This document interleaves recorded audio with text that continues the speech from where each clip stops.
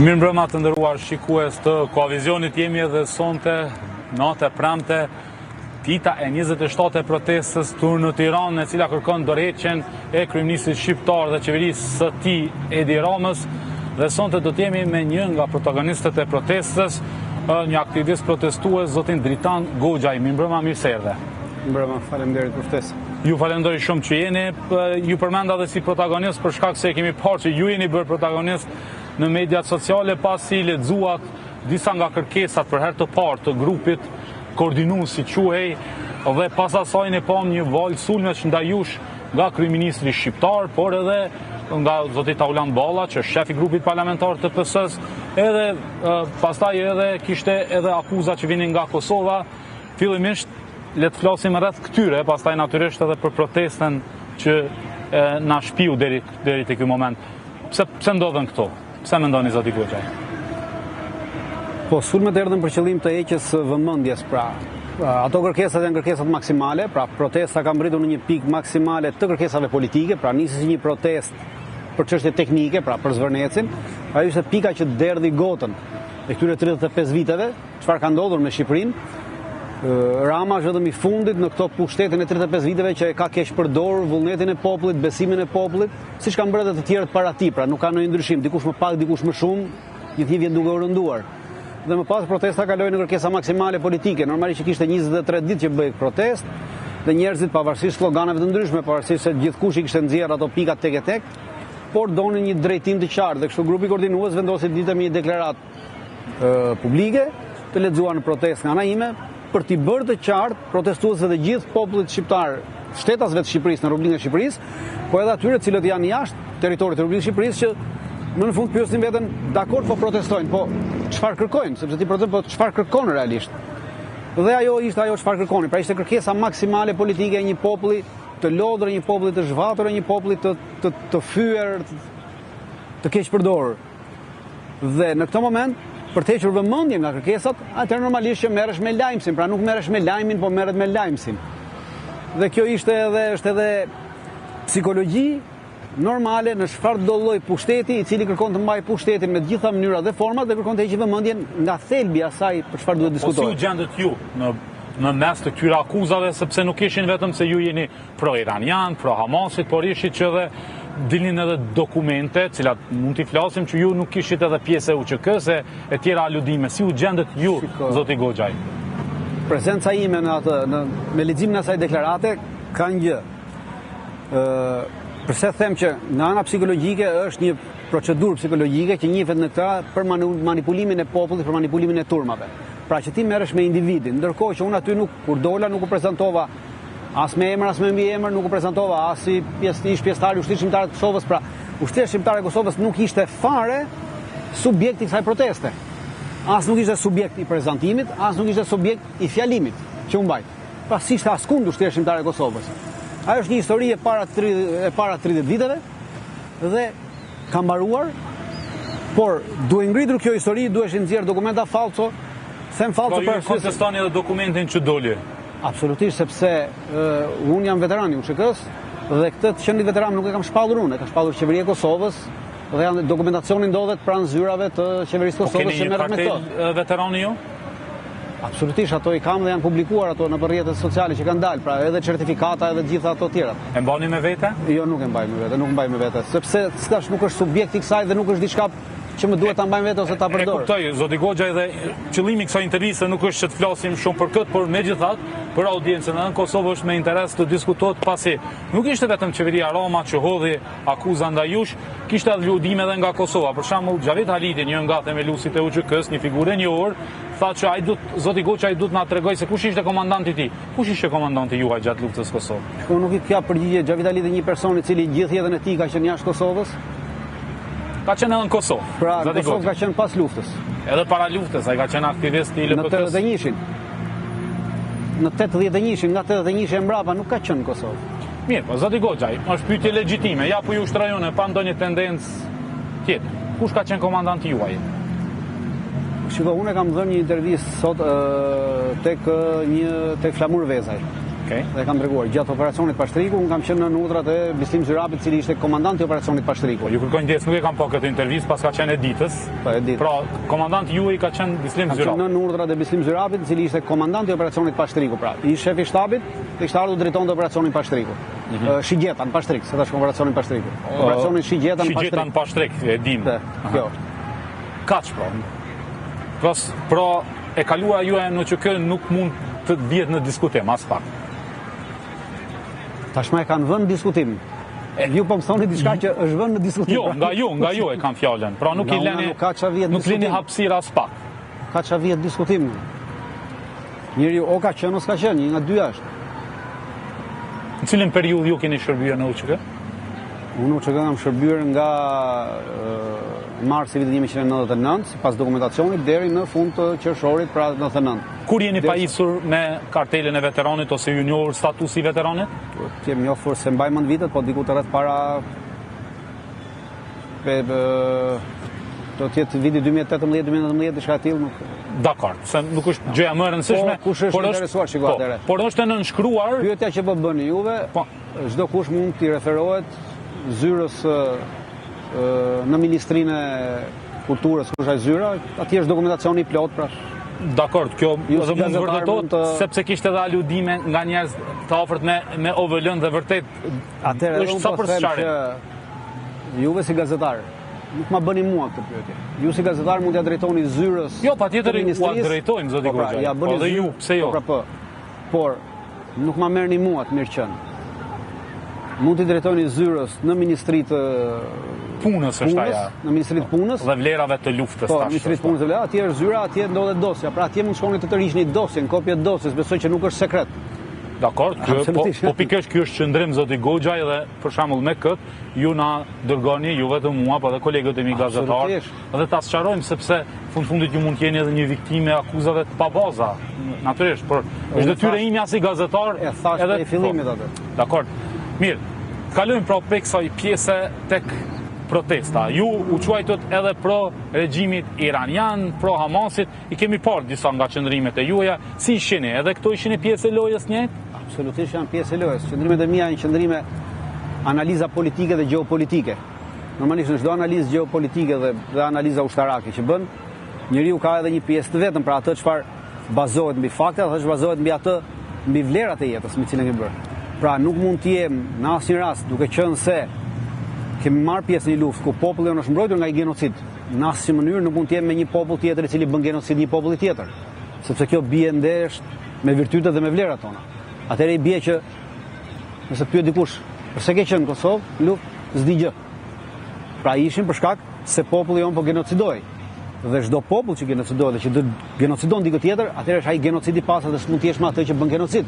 Kushdo qoftë ai. Pra është solidaritet me viktimat, ju Është thënë. çështje parimi, nuk është çështje solidariteti, është çështje parimesh, sepse njeriu jeton me parime. Në rast se tu mbasin parimet, atëherë thjesht jeton për të ngër bukë, edhe asgjë tjetër. Ja, megjithatë për shembull të asociojnë me regjimin e Ajotallahëve nuk është një gjë e lehtë, apo jo? Shiko, nuk është diçka që nuk ka ndodhur në Shqipëri. Pra, Shqipëri kjo është që nga 45-a dhe mbrapa, njerëzit asocioheshin me të gjitha ato regjime që ishin kundra regjimit aktual. Pra, në moment që ti do flisë diçka kundër narrativës të regjimit aktual, ose kundër lidhjeve politike të regjimit ekzistues, automatikisht ishte armik i atij regjimi dhe bashkëpunëtor i regjimit armik. Kjo ka qenë nga 45-a deri në 90-ën, ndryshoi nga 45-a deri në 90-ën, ishe armik i Bashkimit Sovjetik, dhe njerëzit janë futur edhe në burgje në rrugën e Shqipërisë, se etiketoheshin si armiq të Bashkimit Sovjetik, se Bashkimi Sovjetik ishte aleat e Shqipërisë dhe bashkëpunëtor të regjimit amerikan, të imperializmit amerikan, ndërsa sot duke qenë se jemi aleat Amerikës, je anti-amerikan dhe je bashkëpunëtor i regjimit iranian, i cili është armik i Shtetit Bashkuar të Amerikës. Pra, thjesht ka ndryshuar gurët e shahut. Pra, dikur bëheshim me të bardhët, tash i bëhemi me të zitë, ose dikur ishim me të zitë, tash i bëhemi me të bardhët, por retorika është e njëjtë, ideja është e njëjtë. Pra, për ju delegitimuar kërkesat tuaja, po ju lidhen me Iranin, po thani. Ju s'keni asnjë lloj lidhje. Po nuk e di, unë e kam nënën dhe babë shqiptar. Unë nënën e kam nga Tepelena, baban e kam nga Gjirokastra. Tashti, në rast se Gjirokastra dhe Tepelena janë pjesë e Iranit, atëherë po kam lidhje me regjimin iranian. nuk ka mbaruar shkollën në po Iran. lidhja e keni parasysh se është vetëm biologjike. Shkollën nuk e ka mbaruar në Iran, ka mbaruar shkollën në Turqi dhe në Republikën e Shqipërisë. Një lidhje tjetër nuk di, në rast se shteti shqiptar, sepse në rast se kjo akuzë do të vinte nga i gazetar si puna juaj. Okej, ju mund ta ludoni, mund bëni gjithçka tjetër, sepse ju nuk keni kapacitete për të zbuluar diçka. Pra ju niseni me një llaf që mund të ketë thënë dikush. Kurse kur akuzën ta bën kryetari i shtetit, pra se më fal, kryetari i shtetit është presidenti, por kur ta bën kryetari i qeverisë, i cili kontrollon shërbimet informative, policinë e shtetit. Pra ka gjithë mekanizmat në dorë për të verifikuar të shkuarën dhe të tashmen e një individi, atëherë në rast se kjo është e vërtet, do mund t'i drejtojë me njëherë ose të nxirrë një dokumentacion ose t'i drejtojë organeve të drejtësisë për këtë gjë. Sepse në rast se bën gjë të tillë, atëherë kjo është edhe shkelje kushtetuese në Republikën e Shqipërisë. Pra të vazhdosh një retorikë të tillë me ditë të tëra, pa paraqitur asnjë lloj gjëje, atëherë ky është vetëm denigrim, i cili edhe në gjykatën e drejtave njerëzit, në Konventin e drejtave njerëzit quhet abuzim me detyrën, në eni 18 i saj e përcakton qartësisht që në eni 8, në eni 10 dhe në eni 18 i Konventit të drejtave njerëzit përcakton që kur një individ civil linçohet, etiketohet nga kryeministri i një vendi dhe nga qeveria e një vendi, ajo që hyn pjesë e linçimit është abuzim me detyrën publike, është vepër penale. Po gjitha këto akuzat, duke ju lidhur me Iranin, me Hamasin, duke ju kontestuar historinë e të qenit NSOÇK-s. Nesër do mlidhen edhe me Rusinë, se kam mbetur edhe pa Rusinë. Edhe Rusia ka mbetur jashtë. Edhe ai do vazhdojë nesër. A ju kanë prapakthyer jo në besimin, se dukeni i vendosur në këtë pjesë, s'duken që mund të insistojnë ndonjë gjë në këtë pjesë, po a ju kanë thyer të paktën atë që mbase nuk doni ta merrni më fjalën ose t'jeni prezencë aty për të mos të dëmtuar lëvizjen protestuese?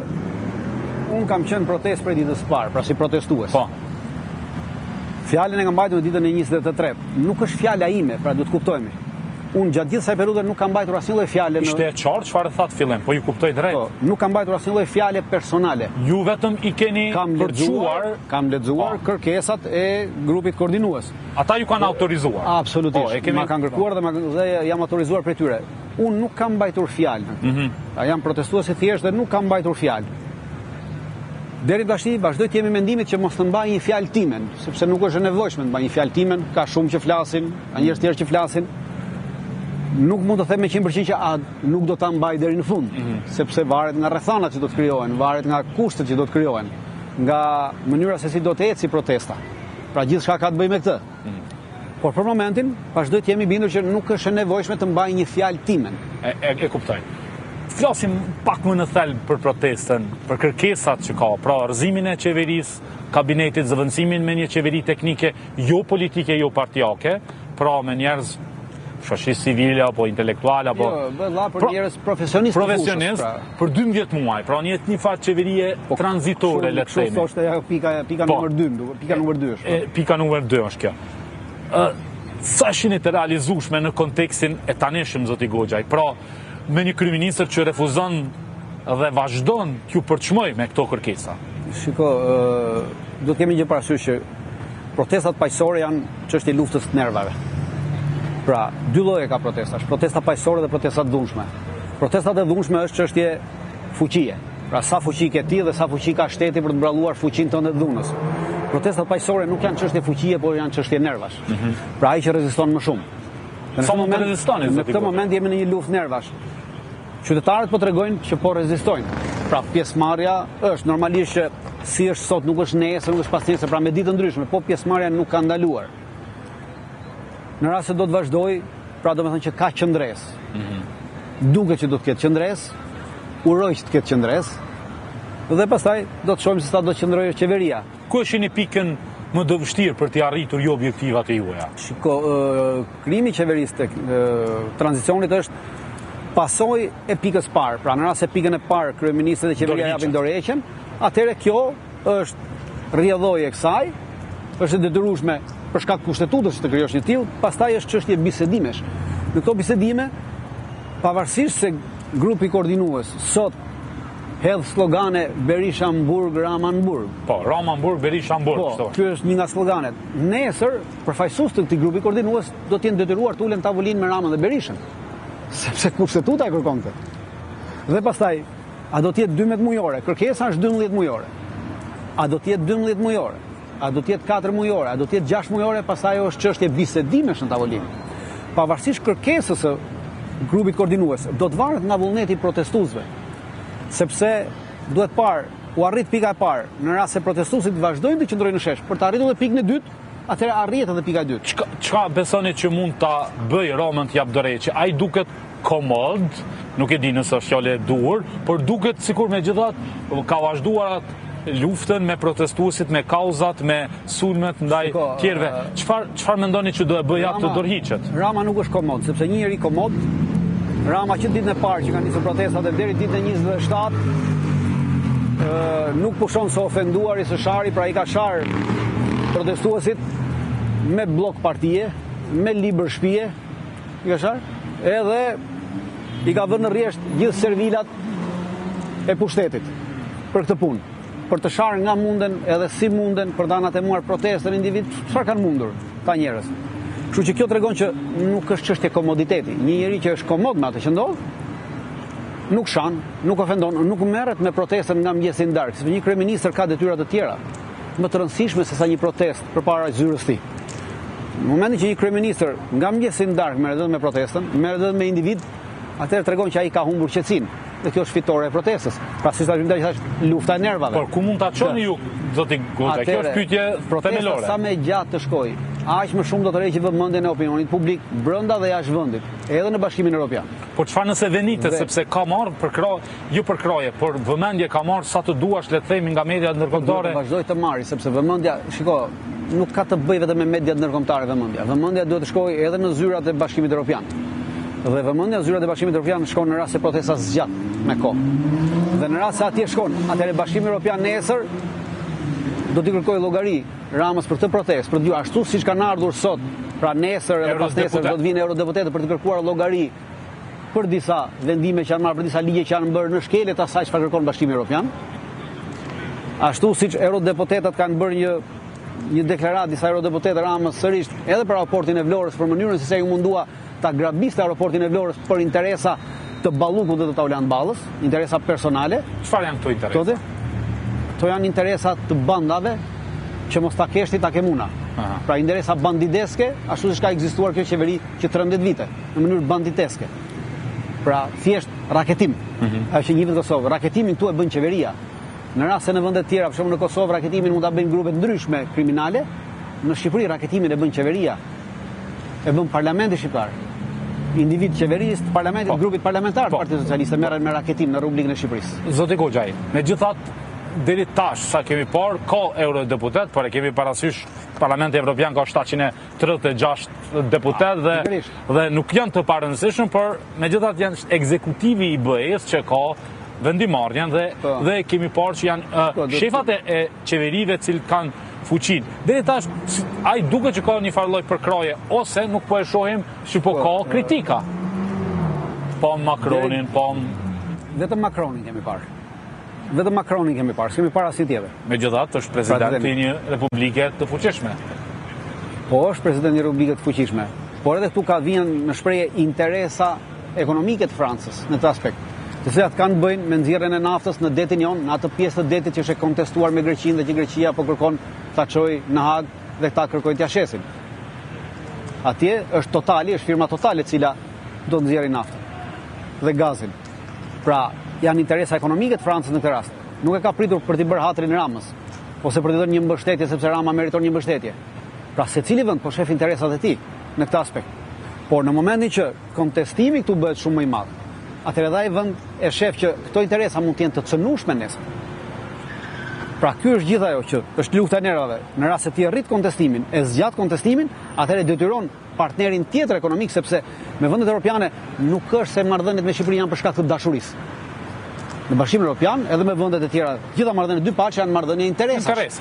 Pikërisht. Pra, në momentin që ai shet që interesi që ti i ke premtuar është i cënueshëm për arsye se pjesa më e madhe e popullit vazhdon të protestojë dhe nesër ti mund të biesh nga kjo dhe ky interes me një investim të bërë nga ai mund të shkojë dëm, atëherë ai do të riqet. Pra, kjo është lufta e nervave, sa më shumë të zgjasim, aq më shumë detyrojmë ata që të frenojnë interesin e tyre, jo ta heqin interesin e tyre. Po ku ishin ju sfidën kryesore të juaj si protestues, pra për të arritur qëllimet që keni shtruar? Janë 5 kërkesa, të natyrave të ndryshme, jo gjitha, por e para dhe më e rëndësishmja dorëheqja e kryeministit. 5 kërkesat nuk mund të bëhen vetëm nga grupi koordinues. Pra, normalisht kjo duhet të shtrihet tashmë. Ideja ime dhe mendimi im, edhe ja kam shprehur edhe grupi koordinues, është që duhet të shtrihen. Pra, duhet të vazhdojnë takimet me intelektual, me grupet interesit, në mënyrë që të ta shtrishtin, sepse janë ata që janë profesionistë të fushës, cilët ty të duhen për të arritur, për të bindur popullin, sepse si thash në fillim, pas 23 ditësh i tham se çfarë duaj. Po tashmë ti duhet t'i thuash atij popullit që si do ta realizosh këtë që duhet. Dhe këtë normalisht që ty të duhen këta profesionistë, këta intelektual, këta njerëz që e njohin kushtetutën, këta njerëz që njohin ligjet, si mund të arrihet kjo punë. Për këtë arsye duhet kjo shtrirje. Ju si duket natyrisht grupi nuk është homogjen, nga ajo që kuptoj, ju jeni në gjitha pikat me protesten, por nuk jeni aq antisistem sa disa tjerë që kam intervistuar ose parë. Pra ju prap nuk po e përjashtoni sistemin aktual që do t'i zgjidhte disa çështje derisa të arrijë ndryshimi i madh. Apo ju kam keq kuptuar, më thonë. Jo, duhet kemi gjë parasysh, nuk është çështje sistemi. Unë kam mbështetur protestën dhe pikat për arsye se ato kanë interes, pra qëllimi atyre është të ndrojë sistemi. Por ama Republika e Shqipërisë ka një kushtetutë. Dhe ne jemi të detyruar ta zbatojmë atë kushtetutë. Pra, ajo është i bindemi asaj kustetute. Dhe kjo kushtetuta parashëqen me dorëheqjen e qeverisë, do krijosh qeverinë teknike dhe ti je detyruar të ulesh për këtë me palët. Kush janë palët? Palët është partia që ka shumicën, pra që është Partia Socialiste, edhe të 2 mandate, që ka shumicën, është opozita që është Partia Demokratike Sali Berishës, dhe pala e tretë e cila e ka sjellë në këtë gjendje, e cila është populli në rrugë. Pra ti nesër ti nuk mund të thuash që unë sule me këta, po sule me këta, atëherë ata të shkojnë në zgjedhje. Megjithatë, zoti Goxhaj, tash ekziston një pyetje e pashmangshme për ju. Si mund t'ju përkrojë në një ide kur ju të njëjtën kohë si për PS-n, si PD-n, liderët e tyre i doni prapagrilave? A mund të ketë kuptim kjo që të merrni përkrojen e dikujt që ju pastaj do e dërgonit në borg? Besoj është pyetje legjitime. Nuk është çështje përkraje, pra. Është çështje negociatash. Nuk po kërkoj përkraje. Kushtetuta, ata që kanë dalë tu, siç e thash, të gjithë janë të detyruar të zbatojnë Kushtetutën e Republikës. Dhe në momentin që kjo qeveri teknike miratohet nga palët, do shkojë për miratim në kuvend dhe do votohet edhe nga Rama dhe nga Berisha. Normalisht që dikush mund thotë, po juve deri dje i shat, tash po shkoni po ju merrni votën. Po, ne nuk po ju lypim votën atyre, por po zbatojmë dhe po respektojmë Kushtetutën. Pra kjo është. Të gjithë qytetarët e këtij vendi duhet ta respektojnë Kushtetutën, duan apo nuk duan. Pra, shkohet për t'i marrë votën, miratimi që thatë juve, për shkak se Kushtetuta do detyron. Asgjë jashtë Kushtetutës, gjithçka brenda Kushtetutës, gjithçka për hatër të Kushtetutës. Në mënyrë që këtë Kushtetutë nesër ta bëjmë më demokratike. Sa më demokratike Kushtetuta, sa më e zgjeruar, sa më e ndryshuar, aq më gjithëpërfshirës do të jemi të gjithë. Mirë, ndryshimet kushtetuese, siç e thatë me të drejtë, kërkojnë që ju të merrni ato ndryshime, po edhe don kohë, por edhe duan që ekspert dhe don që të ndodhë brenda kornizës kushtetuese. Apo thoni që kjo lëvizje protestuese, ky grup koordinues që ende nuk është krejtësisht i formsuar, me kohë do merr formë edhe do të ketë qartësi përveç këtyre kërkesa, mund të ketë kërkesa tjera, do të ketë grup edhe ekspertësh, do të ketë tjerë. Unë uroj që të ketë, pra unë uroj dhe ja kam këshilluar edhe grupit koordinues që të ketë grup ekspertësh, sepse nuk mund ta bësh pa grup ekspertësh. Është jashtë çdo logjike që ta bësh diçka pa grup ekspertësh. Të duhen njerëz që njohin Kushtetutën, njerëz që njohin ligjet, të duhen avokat, të duhen jurist, pra të duhen inxhinier, arkitekt, pra njerëz që ka të gjitha, sepse ka nevojë për shumë ndryshime. Në atë deklaratën që lexua, u lexuan vetëm 4 ligje, po ama janë edhe 40 të tjera që duhen ndryshuar. Po për efekt, ndoshta grupi koordinues për efekt kohore, apo për efekt letra, për efekt diçka tjetër kanë menduar se ato kryesorët. Po këtu janë me 10 ligje të tjera që duhen ndryshuar dhe patjetër që do kesh nevojë për këta njerëz. Nuk mund të bëhet pa gjithëpërfshirje, sepse në fund ata përfaqësojnë edhe protestuesit. Mirë, pyetja e fundit ose jemi nga fundi, nëse nuk ka ndonjë pyetje shtesë, është cilin e konsideroni arritjen më të madhe në këto 27 ditë që ju protestoni në Shash? Ka 3 arritje të mëdha. Arritja e parë është që protesta arriti të zhgënjej shqiptarët në trojet shqiptare për mirë. I zhgënjeu për mirë sepse shqiptarët ishin mbushur në Shqipëri kryesisht dhe në trojet shqiptare që njerëzit nuk reagojnë, ka vdekur nervi, nuk del askush, nuk ngrihet askush. Fatmirësisht dolën dhe fatmirësisht na zhgënjyen që dolën. E dyta në këtë protestë ka rini, e cila nuk ka qenë as pak e angazhuar, sidomos në Shqipëri, për jashtë Kosovën që ka qenë angazhuar me ardhin e vetëvendosjes në pushtet, kurse në Shqipëri rinia s'ka qenë fare angazhuar politikisht. Nuk interesonte asgjë nga ana politike. Sot është totalisht angazhuar dhe po merr pjesë në protestë. Dikush e merr pjesë sepse është bërë si trend protesta, dikush hajde bëjmë xhiro, dikush për qef. Dikush por a do zë fill diçka në këtë pikë? Si? A do zë fill kjo në kuptimin e atë se çfarë impakti mund të ketë të ardhmen? Edhe e treta është klasa, shtresa e mesme që ka qenë e pa angazhuar, ajo shtresa gri, cila nuk votonte, e cila ndjej e denigruar, ndjej e fyer nga heshtja, ndjej e pa integruar në sistemet politike, në partitë politike, nuk e gjende veten dhe ajo ka dalë në rrugë. Në momentin që këto dy shtresa dalin në rrugë, do me thënë që ato kanë interes politik. Dhe në momentin që tregojnë interes politik për këtë, do tregojnë interes politik nesër edhe për votime, sepse ato nuk dilin as votime. Pra kjo është arritje e madhe. Dhe e fundit i treguam gjithë botës se deri dje shqiptarët njiheshin për drogë, për dhunë, për gjithçka tjetër të keqe dhe të zezë në këtë dynja, vetëm për protesta paqësore nuk. Ka 27 ditë që protestohet dhe nuk është hedhur asnjë shishe ujë, jo gur, pas një shishe ujë drejt kryeministrisë, nuk është hyrë një xham. Po protestojmë sikur të gjithë kemi lindur në vendet skandinave, pas protestës pastrojnë edhe rrugën. Ato. Ndërkohë që të gjithë kemi lindur këtu në këtë Ballkanin e dhunshëm, në këtë Ballkanin e egër, në këtë Ballkanin ku secili do të jetë i parë, askush nuk pranon të jetë i fundit, ama sërish po protestojmë bashkë të gjithë. Ma nxorë pyetjen e fundit megjithatë, edhe një pyetje shtesë, zoti Goxha, ju kërkoj ndjes, por në këto treva, jo vetëm shqiptare, por edhe të Ballkanit, rrëzimi i pushteteve që ju po i quheni autoritare si mos protestuese, a bëhet me protestë skandinave? Unë mendoj që bëhet dhe le ta japim shembullin që bëhet. Në rast se do ta bënim me dhunë, nuk do bënim rrëzim qeveri, do bënim thjesht rotacion. Pra, dorëzonim me dhunë ata që kanë ardhur me dhunë. Dhe thjesht i zëvendëson ata. Alternim pushteti. Absolutisht, nuk jemi për alternim pushteti. Njerëzit duan ndryshim sistemi. Ndryshimi i sistemit në radhë parë duhet vinë zemër, duhet vinë mendje. Dhe si vjen? Vjen ta bëjmë ndryshe. Pra, nuk humbim asgjë nga prova. Zoti Dritan Goxha, ju falenderoj shumë për kohën tuaj. Faleminderit. Të nderuar shikues, kaq kishim për intervistën me zotin Goxha, pas pak do kthehemi me intervistën me Arlend Çorin, që është kryetari i Lëvizjes Bashk.